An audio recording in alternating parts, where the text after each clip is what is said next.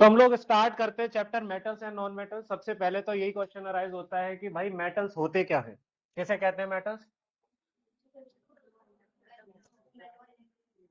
बिल्कुल, मेटल्स वो एलिमेंट्स होते हैं जो इलेक्ट्रॉन लूज करते हैं। इलेक्ट्रॉन लूज करने पे उन पे कैसा चार्ज आता है?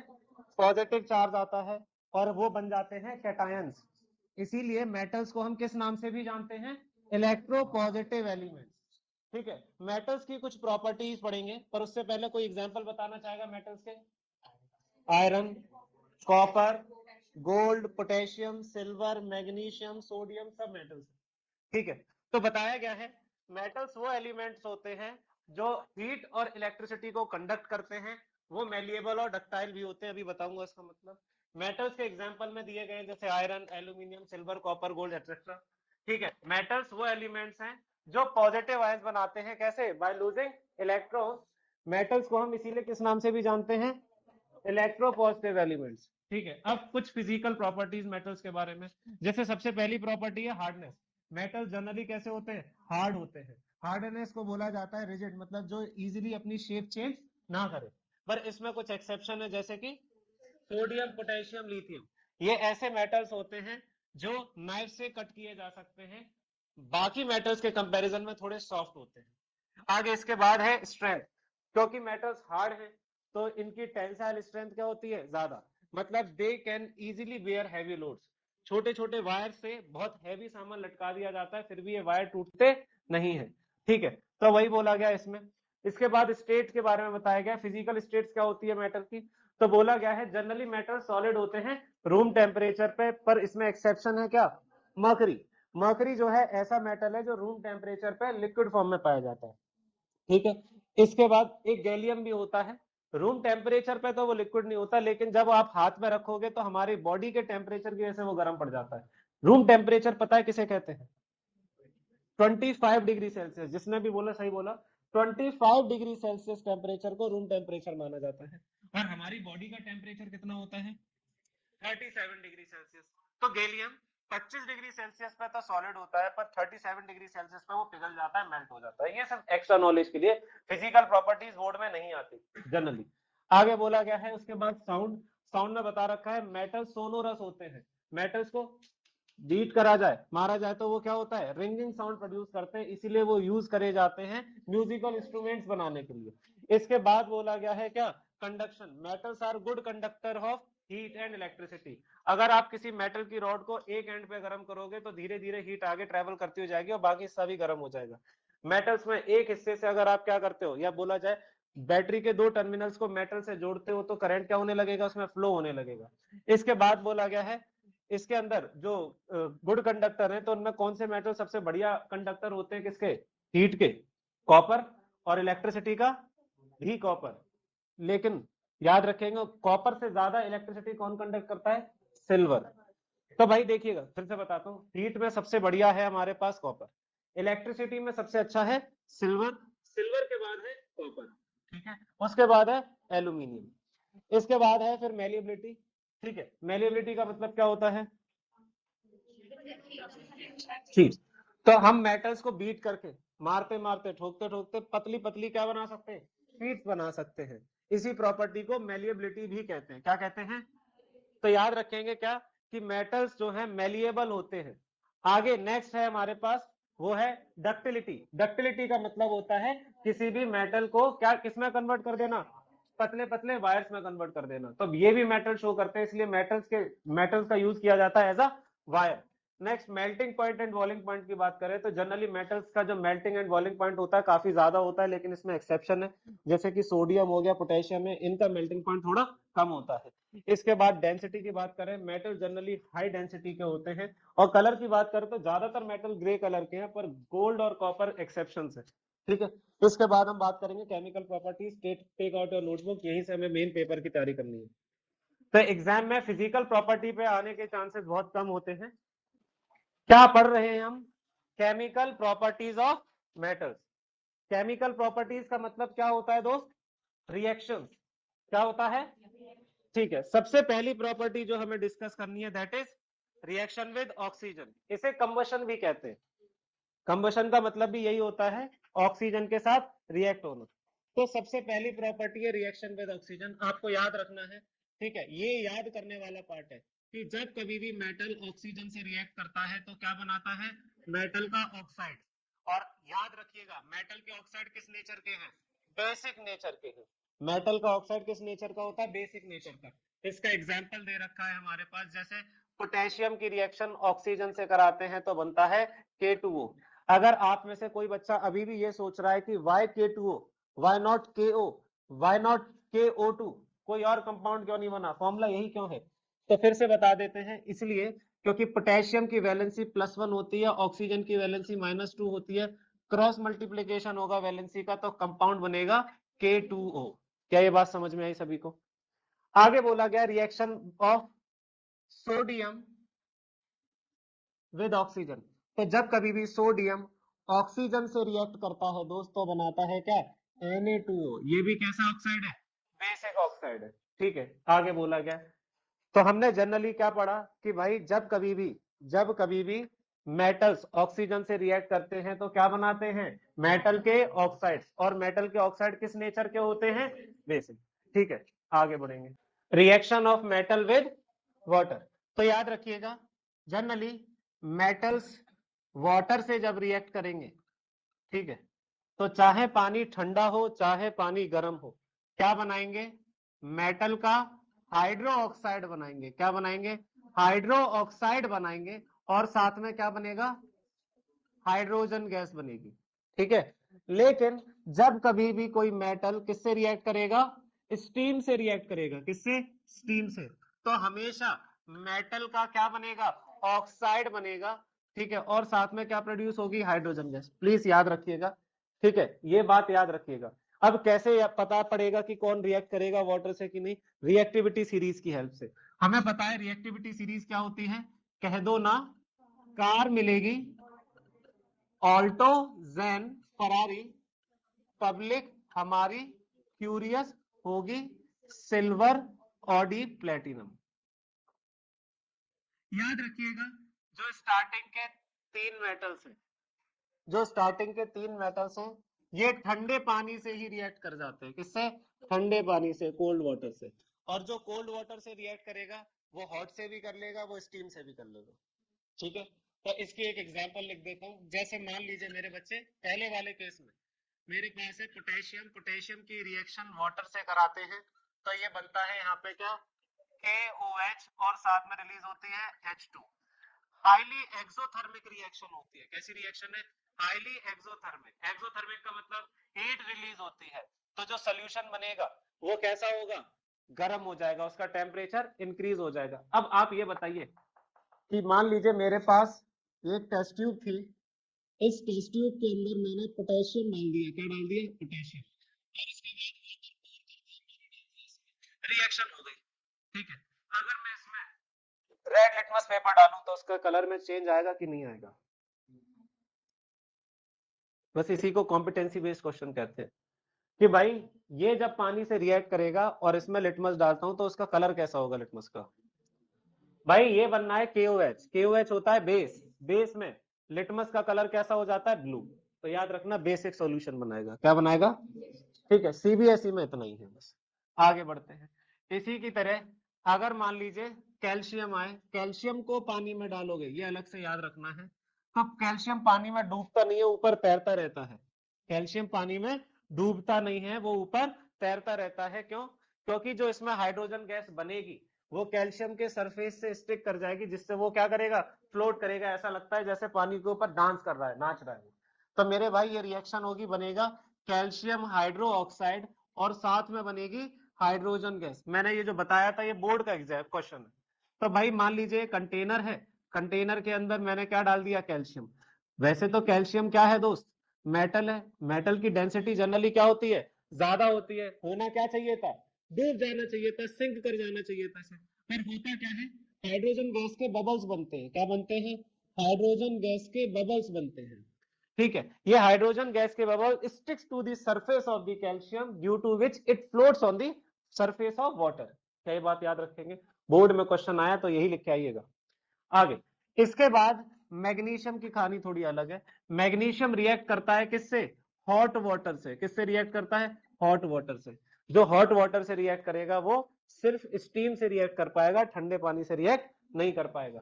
तो भाई मैग्नीशियम का एग्जांपल बताते हैं। जैसे Mg जब गर्म पानी से रिएक्ट करता है, हॉट वाटर से रिएक्ट करता है, तब तो क्या बनाएगा? ठीक है, तब तो क्या बनाएगा? MgOH का होल ट्वाइस, और साथ में प्रोड्यूस करेगा हाइड्रोजन गैस। क्या बनाएगा मेरे बच्चे? Hydrogen gas. हमने यही तो पढ़ा था कि जब भी मेटल वाटर से रिएक्ट करता है, मेटल का हाइड्रोक्साइड और हाइड्रोजन गैस बनाता है। तो यहाँ पे भी यही होगा।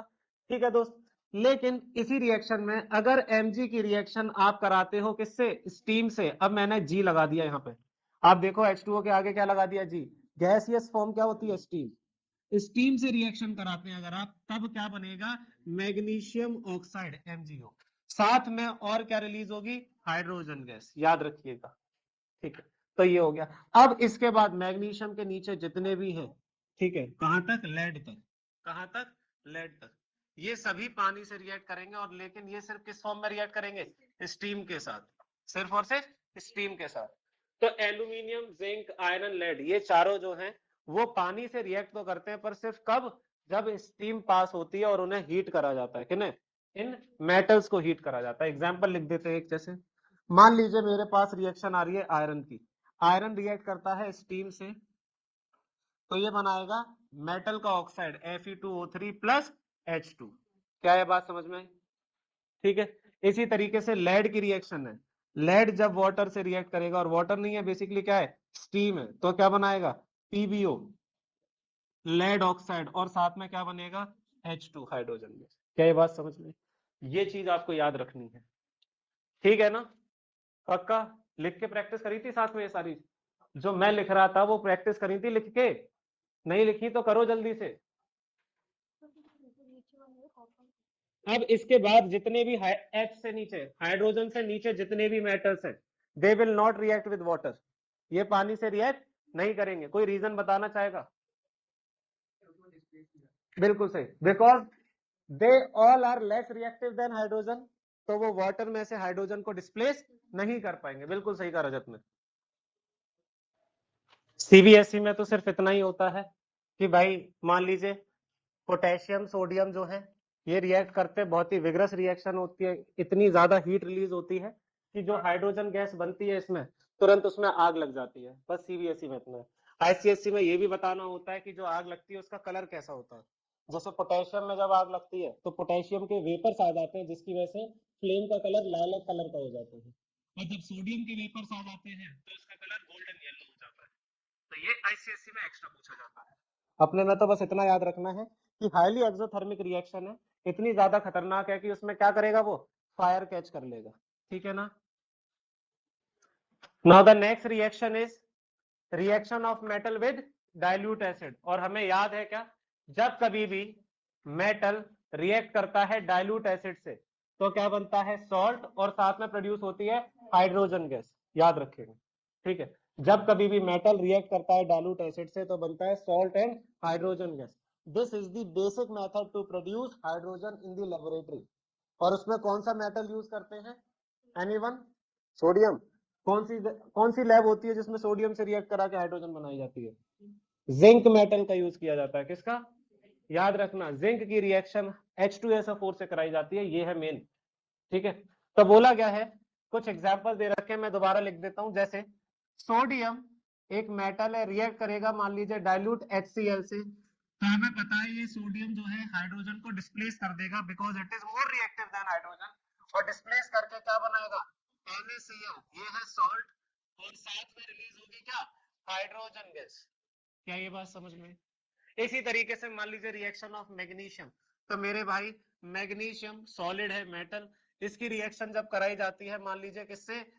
डाइल्यूट HCl से, ये होता है एक्वस। तो क्या बनेगा? MgCl2, मैग्नीशियम क्लोराइड एक्वस, और साथ में प्रोड्यूस होगी क्या? Hydrogen gas. जी, अरे हाँ या ना? इसी तरीके से रिएक्शन है एल्यूमिनियम विद HCl। तो एल्यूमिनियम मेटल है सॉलिड, इसकी रिएक्शन HCl से कराओगे, एक्वस, फॉर्म करेगा क्या? AlCl3 एक्वस, और साथ में रिलीज होगी क्या? Hydrogen gas. सर अगर हम HCl की जगह H2SO4 ले लेते तब क्या होता, बताइए कनिका जी। अगर हम इधर HCl की जगह H2SO4 ले लेते तब क्या होता? तो बस सर सॉल्ट का कंपाउंड चेंज हो जाता, ये हो जाता Al2SO4 का होल थ्राइस, बाकी चीज वही रहती। क्या ये बात समझ में आई? अब इसमें नोट करने वाली क्या बात है, अच्छा इसमें ये भी याद रखिएगा, ये रिएक्शन कहां तक होती है, जिंक तक। जिंक के बाद कॉपर, गोल्ड, सिल्वर, ये सब क्या कहलाए जाते हैं, नोबल मेटल्स। ये रिएक्टिविटी सीरीज में कौन, कॉपर, गोल्ड, सिल्वर, प्लेटिनम, ये जो मेटल्स हैं ये रिएक्टिविटी सीरीज में हाइड्रोजन से नीचे आते हैं, इसलिए हाइड्रोजन को डिस्प्लेस नहीं कर पाते और इसीलिए ये रिएक्ट नहीं करते किससे, डाइल्यूट एसिड से। अब बोर्ड का एक बहुत ही famous question, why nitric acid is not used in the preparation of hydrogen gas.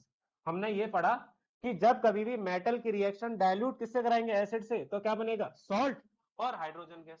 तो फिर एसिड तो HNO3 भी ले सकते थे, ठीक है। हम मन तो ये कह रहा है कि भाई अगर जिंक की रिएक्शन डाइल्यूट HNO3 से कराएंगे तो इस हिसाब से होना चाहिए, क्या चाहिए था, जिंक हाइड्रोजन को डिस्प्लेस कर देता और क्या बनता, ZnNO3 का होल ट्वाइस प्लस H2 बनना चाहिए था, पर ऐसा बनता नहीं है। होता क्या है कि सर जिंक जब या कोई भी मेटल जब रिएक्ट करता है किससे, डाइल्यूट HNO3 से, तो सर डाइल्यूट HNO3 क्या होता है, स्ट्रॉन्ग ऑक्सीडाइजिंग एजेंट होता है, ठीक है। ये करता क्या है सर, ये ना जो हाइड्रोजन गैस बननी चाहिए थी, मान लीजिए हाइड्रोजन गैस बनी, इस हाइड्रोजन गैस का ऑक्सीडेशन करा के उसे किस में कन्वर्ट कर देता है, वाटर में। और तो जब भी हम HNO3 का यूज करेंगे, निट्रिक एसिड का यूज करेंगे, हाइड्रोजन गैस नहीं बनेगी, क्या बन जाएगा उसकी जगह, वाटर बन जाएगा। That is why dilute nitric acid is never used for the formation of hydrogen gas. लेकिन हम तो जिद्दी, हम कौन है, जिद्दी हैं। हमने क्या कह रखा है, हाइड्रोजन बनाएंगे और किससे बनाएंगे, निट्रिक एसिड से ही बनाएंगे। उस केस में क्या करना है भाई, हम जिंक की जगह या क्या कौन सा मेटल यूज करेंगे, मैग्नीशियम या फिर मैग्नीज। अगर हम मैग्नीशियम या मैग्नीज की रिएक्शन कराएं किसके साथ, HNO3, और HNO3 हद से ज्यादा डाइल्यूटेड, कितना, वेरी डाइल्यूट लिख देता हूं, वैसे बता दूं 1% इसकी कंसंट्रेशन होनी चाहिए। 1% कंसंट्रेशन का मतलब 99 ml वाटर और 1 ml HNO3, इतने ज्यादा अगर डाइल्यूट HNO3 लेते हैं, सिर्फ और सिर्फ उसी केस में क्या बनेगा, मैग्नीशियम नाइट्रेट बनेगा और क्या बनेगी, हाइड्रोजन गैस बनेगी। क्या बनेगी, तो याद रखिएगा, अगर हम मैग्नीशियम या मैग्नीज लेते हैं और उसकी रिएक्शन 1% कंसंट्रेटेड किससे कराते हैं, निट्रिक एसिड से, 1% मतलब बहुत ज्यादा डाइल्यूटेड है, उस केस में तो क्या बनेगा, नाइट्रेट और साथ में क्या बन जाएगी, हाइड्रोजन गैस। अदरवाइज कभी भी हाइड्रोजन गैस नहीं बनेगी। क्या ये बात समझ में, मैंने सिर्फ मैग्नीशियम का नाइट्रेट लिखा है, यहाँ पे मैग्नीज में Mg की जगह Mn आ जाएगा, बाकी फॉर्मूला वही रहेगा। नेक्स्ट रिएक्शन क्या है दोस्त, reaction of metal oxide with water, ठीक है। तो मेटल के ऑक्साइड की रिएक्शन अगर वाटर से कराई जाए तो अब क्या होगा, हेडिंग है reaction of metal oxide with water. मैं समझा देता हूं यहाँ पे, जब कभी भी मेटल के ऑक्साइड की रिएक्शन हम वाटर से कराते हैं तब क्या बनता है, मेटल का हाइड्रो ऑक्साइड बनता है। क्या बनता है, मेटल का हाइड्रो ऑक्साइड बनता है। क्या ये बात याद रहेगी, अरे हाँ या ना। एग्जाम्पल देखते हैं सर, जैसे मान लीजिए मेटल है सोडियम, उसका ऑक्साइड लिया Na2O, इस Na2O को पानी में डाल देते हैं तो बनेगा क्या, NaOH। मैं बैलेंसिंग नहीं कर रहा, वो आपको करनी होगी बात। मान लीजिए सर मैं लेता हूं मैग्नीशियम ऑक्साइड, मेटल का ऑक्साइड, इसकी रिएक्शन वाटर से कराता हूं तो ये बन जाएगा क्या, MgOH का होल ट्वाइस। क्या ये बात समझ में, मान लीजिए मैं ले लेता हूं सर पोटेशियम ऑक्साइड K2O, इसकी रिएक्शन कराता हूं किससे, H2O से, तो बन जाएगा KOH। क्या बन जाएगा दोस्त, KOH। आप क्या ऑब्जर्व कर रहे हैं तीनों में, सर मेटल का हाइड्रो ऑक्साइड बनना है, कोई बताएगा मेटल के हाइड्रो ऑक्साइड किस नेचर के होते हैं, बेसिक, ठीक है। मेटल के हाइड्रोक्साइड किस नेचर के हैं, बेसिक। बेसिकली बोल रहा है मेटल के ऑक्साइड को पानी में घोल दो तो बेस बन जाएंगे। क्या बन जाएंगे, बेस बन जाएंगे। बढ़े आगे, मैंने आप लोगों को किसके साथ रिएक्शन करवा के दिखाया, सोडियम के ऑक्साइड के साथ, मैग्नीशियम ऑक्साइड के साथ, पोटेशियम ऑक्साइड के साथ। लेकिन कुछ ऐसे मेटल्स के ऑक्साइड होते हैं जो एम्फोटेरिक नेचर के होते हैं। एम्फोटेरिक मतलब डुअल नेचर, वो एसिड की तरह भी बिहेव करते हैं और बेस की तरह भी बिहेव करते हैं। अब उनके बारे में बात करते हैं। तो मेरे भाई दो ऑक्साइड होते हैं, एक है जिंक ऑक्साइड, एक है एल्यूमिनियम ऑक्साइड Al2O3। ये दोनों एम्फोटेरिक नेचर के हैं। किसके नेचर के हैं? Amphoteric nature. एम्फोटेरिक नेचर मतलब they can react with both acid and base. इसे ऐसे भी बोल सकते हैं, ये एसिडिक नेचर भी शो करते हैं और बेसिक नेचर भी शो करते हैं। इसका कुछ एग्जांपल, जैसे मैं जिंक के ऑक्साइड की रिएक्शन HCl से, एसिड से करा रहा हूं, तो जब मैं जिंक ऑक्साइड की रिएक्शन एसिड से कराऊंगा तो ये बन जाएगा क्या? बेस। और ये बनाएगा सॉल्ट एंड वाटर, तो बनाएगा ZnCl2 सॉल्ट, और साथ में क्या बनाया? वाटर बनाएगा। क्या ये बात समझ में? तो जिंक के ऑक्साइड की रिएक्शन एक बार एसिड से करके दिखाई। अब इसी रिएक्शन को ZnO की रिएक्शन में किससे कराता हूं? NaOH से कराता हूं। किससे? NaOH। NaOH क्या होता है? बेस। अब आप ऑब्जर्व करेंगे कि जब मेटल के ऑक्साइड की रिएक्शन बेस से कराई, जिंक ऑक्साइड की, क्योंकि बेस से रिएक्शन करा रहा हूं तो ये बिहेव करेगा किसकी तरह? एसिड की तरह। और अब ये सॉल्ट बनाएगा क्या? Na2ZnO2, और साथ में रिएक्ट करके क्या बनाएगा? वाटर। ये कहलाता है सोडियम जिंकेट। क्या बना रहा है? Sodium zincate. एक और रिएक्शन, ये तो मैंने रिएक्शन किसकी कराई? जिंक की। अब रिएक्शन करवाता हूं किसकी? एल्यूमिनियम। देखिएगा Al2O3 एल्यूमिनियम की रिएक्शन अगर HCl एसिड से कराई, किससे कराई? एसिड से, तब देखिए क्या बनना है? ये बनाएगा AlCl3 प्लस H2O। ठीक है। लेकिन अगर इसी एल्यूमिनियम ऑक्साइड की रिएक्शन में कराऊं किससे? बेस से, NaOH से, प्लस H2O। ठीक है। अब ये क्या बनाएगा? NaAlO2 प्लस साथ में क्या बनाएगा? H2O। ये कहलाता है सोडियम एल्यूमिनेट। क्या कहलाता है? Sodium aluminate. ठीक है। अब आप क्या ऑब्जर्व कर रहे हैं इस रिएक्शन में? एसिड से रिएक्ट कराई तो बेस बन गया, तब भी सॉल्ट वाटर बनाया। बेस से रिएक्शन कराई तो एसिड की तरह बिहेव कर रहा है, तब भी सॉल्ट एंड वाटर बना रहा है। क्या ये बात समझ में? वैसे तीन होते हैं, एक्स्ट्रा भी बताया था मैंने। कौन सा बताया था? Lead, PbO। PbO is also amphoteric in nature. Lead oxide भी किस नेचर का होता है? एम्फोटेरिक नेचर का होता है। CBSE ने सिलेबस में अपने दो लिखे हैं बस। भाई अगली रिएक्शन है किसी मेटल की रिएक्शन दूसरे मेटल के सॉल्ट के साथ या सोल्यूशन के साथ। याद रखिएगा, अगर कोई एक मेटल A की रिएक्शन आप करा रहे हो किसी मेटल B के सॉल्ट के साथ, ठीक है, इस सॉल्ट सोल्यूशन के साथ, तो अगर A ज्यादा रिएक्टिव हुआ किससे? B से। जो अकेला वाला है वो ज्यादा रिएक्टिव हुआ किसके साथ? B से। तब तो A डिस्प्लेस कर देगा और क्या बनेगा?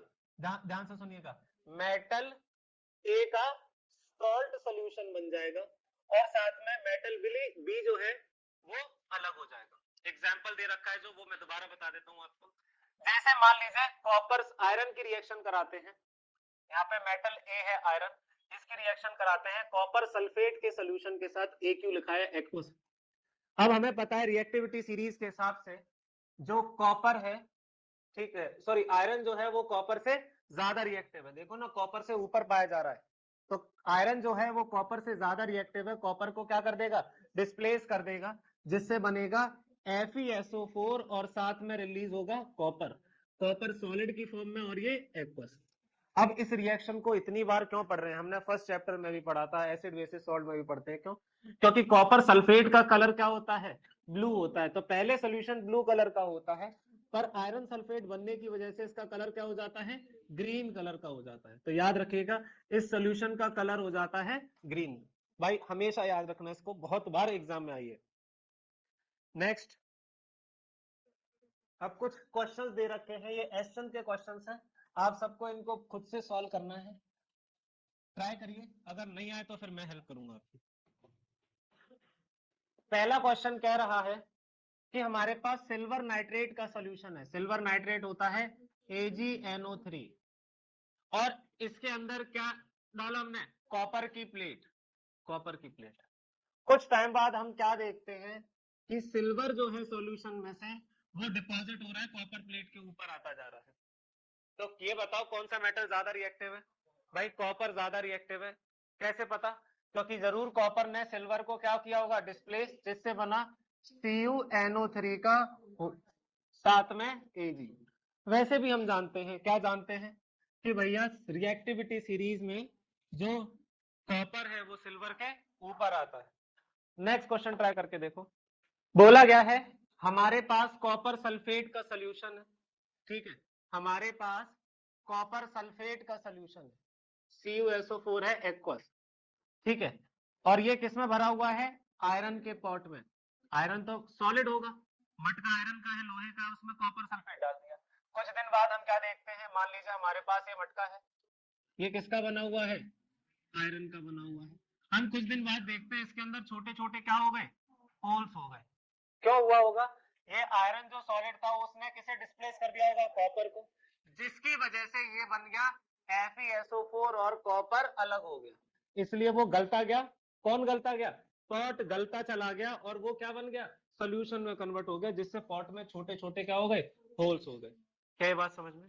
आज के लिए इतना ही रखते हैं। God bless you.